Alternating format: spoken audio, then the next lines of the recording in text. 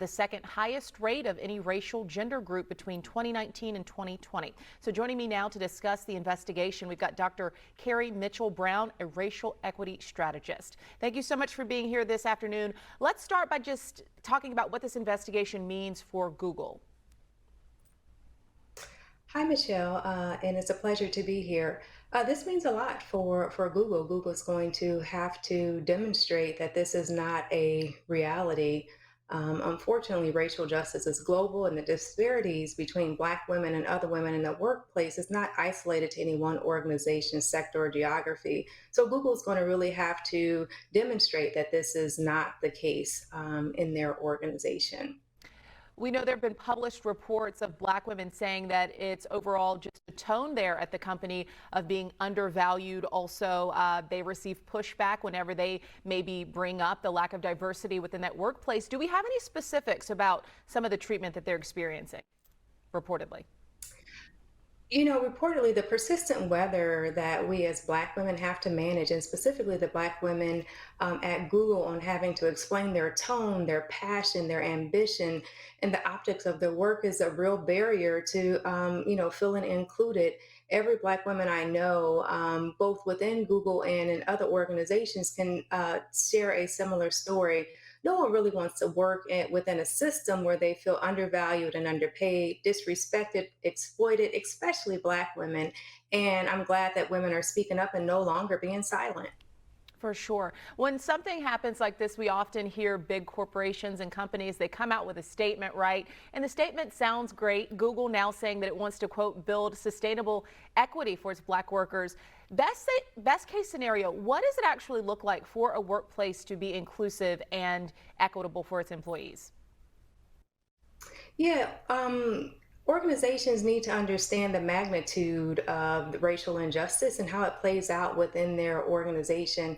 And the implications for that means that organizations must recognize and value whole people, especially Black women, and look at the people who are mostly impacted and to put in some interventions to change those realities. It's going to be a long haul because it's taking such a long time to bake into these systems.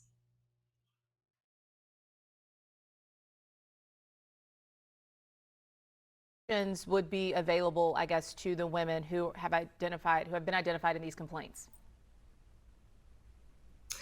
Yes, there should be some assistance given to them. Inequities have real consequences on who gets hired, who gets developed, sponsored, promoted, terminated, etc. And support for, women who are struggling within the workforce due to nothing other than being Black needs to be certainly mediated.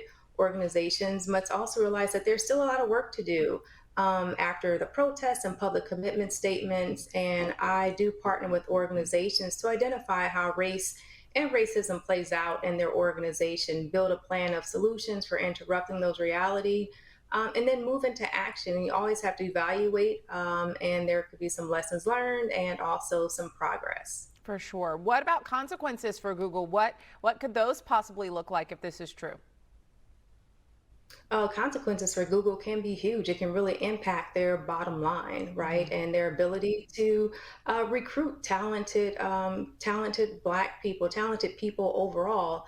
No one wants to work in an organization that doesn't work, and seismic shifts are required for ongoing changes around policy structures and society. And Google has to do something different if they still want to attract talent, because people are choosing where they work and how they spend their time, especially Black women. Based off your work as a racial equity strategist, is the idea that this is a bigger problem and broader than just Google, that this is something that happens all across the tech industry? Absolutely. It's all across the tech industry. It's all across various geographies and many other sectors as well. It's not just isolated to Google. Okay, so for employees, as they're looking for jobs, is it something that you would recommend people kind of do the research ahead of time to say, hey, this company has a background of maybe not being as inclusive as possible? Or well, what do you recommend for people that are looking to join new companies?